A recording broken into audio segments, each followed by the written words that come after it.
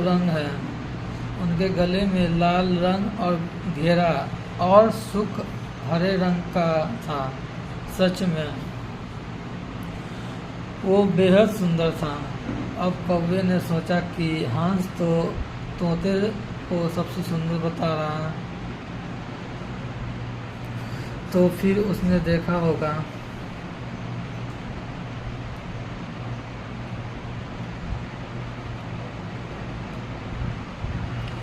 कौवा तोते के पास गया और पूछा, भाई तुम दो रंग पाकर बहुत खुश हो गए। इस पर तोते ने कहा, हाँ मैं तो तब खुश था जब मेरे मोर को नहीं देखा था। तो मेरे पास तो दो ही रंग है, लेकिन मोर के शरीर पर तो कई तरह का रंग है। अब कौवे ने सोचा, सबसे ज़्यादा खुश कौन है, यह तो मैं पता करके ही रहूँगा। इसलिए अब मोर से मिलना ही पड़ेगा। कौवे ने मोर को जंगल में ढूंढ लिया। पूरे जंगल में एक भी मोर नहीं मिला और मोर को ढूंढते ढूंढते चिड़ियाघर में पहुंच गया। तो मोर को देखने बहुत से लोग आए हुए हैं और उसके आसपास अच्छी खासी भीड़ है। सब लोगों ने उसके जाने के बाद कौवे ने मोर से पूछा, भाई तुम दुनिया में सबसे सुंदर जीव हो और रंग बिरंगे हो, तुम्हारे साथ फ़ोटो खिंचवा रहे हैं, तुम तो बहुत अच्छा लगता होगा, तुम तो दुनिया का सबसे खुश जीव होंगे। इस पर मोर ने दुखी होते हुए कहा, भाई अगर सुंदर हूँ तो क्या फ़र्क पड़ता, मुझे लोग चिड़ियाघर में कैद करके रखते हैं, लेकिन तुम्हें तो कोई चिड़ियाघर में कैद करके नहीं रखता और तुम जहाँ चाहो अपनी मर्जी से घूम फिर सकते हो। इसलिए दुनिया में सबसे संतुष्ट और खुश जीव तो तुम्हें होना चाहिए, क्योंकि तुम आज़ाद रहते हो। कौवा हैरान रह गया, क्योंकि उसके जीवन में अहमियत कोई दूसरा बता गया। दोस्तों, ऐसा ही हम लोग भी करते हैं। हम अपनी खुशियाँ और गुणों के तुलना दूसरे से करते हैं। ऐसे लोगों को जिनका रहन सहन माहौल हमसे बिल्कुल अलग होता है। और हमारी ज़िंदगी में बहुत सारी ऐसी चीज़ें होती हैं जो केवल हमारे पास है, लेकिन हम उसकी अहमियत समझकर खुश नहीं होते। लेकिन दूसरों को छोटी खुशी हमें भी बड़ी लगती है, जबकि हम अपनी बड़ी खुशियाँ इग्नोर कर देते हैं। इस तरह से कहानी में यही था कि अपने आप को इग्नोर नहीं करना चाहिए, अपने आप को इम्पोर्टेंस देना चाहिए, महत्व देना चाहिए सबसे ज़्यादा।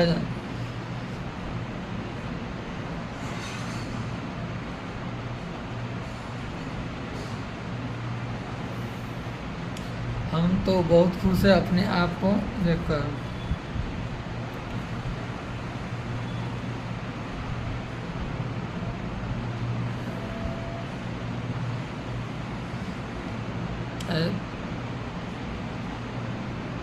एक और आपको बता रहा हूँ, दो विद्वानों की कहानी। एक समय की बात है, एक गांव में एक गुरु रहते थे, जिन्हें खबर हो गई कि एक अन्य नगर में एक विद्वान आए हुए हैं। वो अद्भुत ज्ञान के मालिक थे और आगे बढ़ने के लिए सबकी सहायता कर सकते हैं। ये खबर सुनकर बहुत पसंद आया सभी लोग उस नगर में उनसे मिलने के लिए जूझ रहे थे।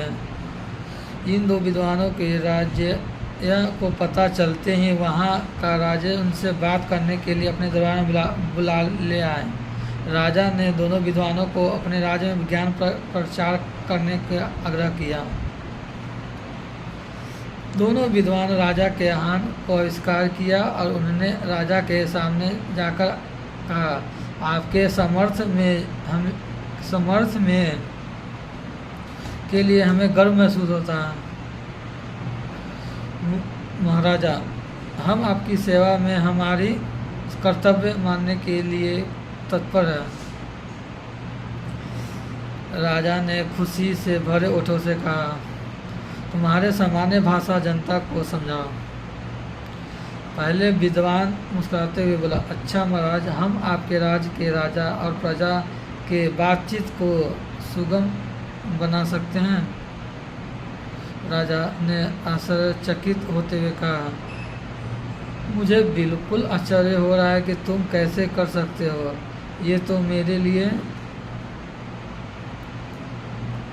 दूसरे विद्वान ने मुस्कुराते हुए कहा, महाराज, हम आपके राज्य के लोगों को सामग्री के बिना खाने का ज्ञान दे सकते हैं। राजा ने बहुत आश्चर्यचकित से कहा, ये तो सचमुच मानने के सच में नहीं हो। कृपया मुझे बता, तुम इस बात को कैसे संभव कर सकते हो।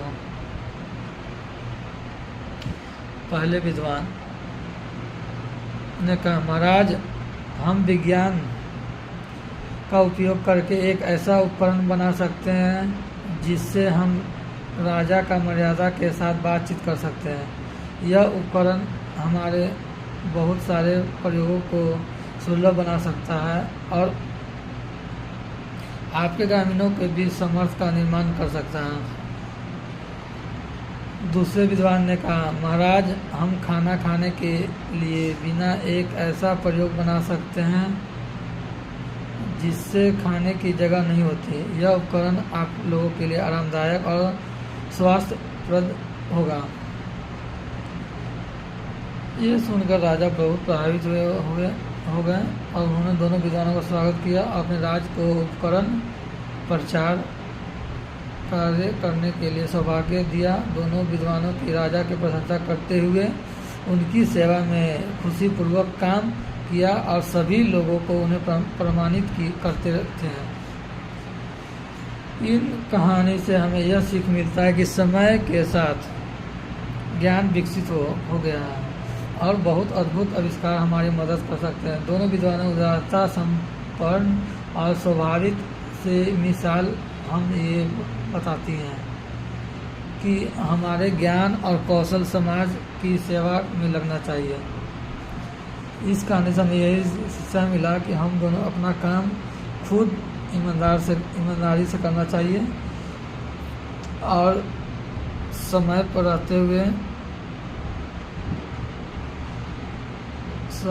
रहते हुए किसी को डरना नहीं है। अपने मन के बात जहाँ भी हो बोल देना चाहिए। राज प्रेम कहानी, एक और आपको कहानी बताना जा रहा हूँ। राज प्रेम कहानी। एक समय की बात है, एक छोटे से गांव में रहने वाला लड़का राज को सुंदर सी लड़की के आदेश पर शहर पढ़ाई करने के लिए भेज दिया गया। उसके जाने के बाद उसने कपड़ा साइल का काम धंधा शुरू किया। एक दिन राज शहर के सबसे बड़े साइल स्टोर पर कपड़ों की खरीदारी करने गया। वहां पहुंचकर उसकी नज़र एक दुकान से बेईमानी से छिपी लड़की पर पड़ी। उसकी नादान आदतों के कारण वहाँ का भयानक खराब हो गया। वह अपनी ईमानदारी से अच्छाई की रक्षा करना चाहता था। नीतिवादी युवा राज ने अपनी माँ के लिए बताए तरीके से चलकर बिना ज़्यादा सोचे समय क्यों खराब नहीं करते हुए दुकानदार को एक चांदी का सिक्का छोड़ दिया और वहाँ से कपड़ा खरीद लिया। धीमी धीमी सुनाई देती हुई लड़की अचानक अपने पिज्जा पानीपुरी स्थान पर दिखाई दी। वह राज की खराब हालत देखकर उसके पास आए और पूछा, आपके हाथ में क्या हुआ? क्या मैं कुछ मदद कर सकती हूँ? राज ने यह बात सुनकर हौसला बढ़ाया और सबसे पहले दुकानदार को धन्यवाद दिया। उसने यह सिक्का दिया और उसने यह लड़की द्वारा पूछे गए प्रश्न उत्तर दिया। धन्यवाद बहन, मेरे हाथों में कुछ नहीं हुआ, शायद तोड़िए। लड़की ने राज को बताया कि वो अपने बचपन से उम्मीद कर रही है। उसने उसने आगे कहा कि उसे एक बहुत अच्छा और भोला लड़का चाहिए जो सब प्यार करे और उसकी ख्वाहिश को सीधा रास्ता दिखाए। लड़की ने प्रति खास इंटरेस्ट दिखाया और बातचीत के लिए आमंत्रण किया। वे बहुत देर तक बात करते रहे और इस प्रक्रिया में वे दोनों एक दूसरे के बारे में अधिक जानने वाले हुए। धीरे धीरे उनके बीच रिश्ता बढ़ गया। कहानी एक लड़की और एक लड़के बारे में जो बचपन से अच्छे दोस्त हैं। वे हमेशा साथ खेलते थे और कोई अनुभव एक साथ जीवन के हर पहलू को साझा करते थे। जब वो बड़े हो गए तो उनकी दोस्ती भी और गहरी हो गई। वो एक दूसरे के साथ मनोरंजन करने, साथ पढ़ाई करने, सप्ताहांत में मार्गदर्शन करने लगे। एक दिन लड़के ने अपनी दोस्ती से कुछ अलग महसूस किया। अब लड़का को प्रेम में होने लगा। लड़का को अलग का महसूस होने लगा।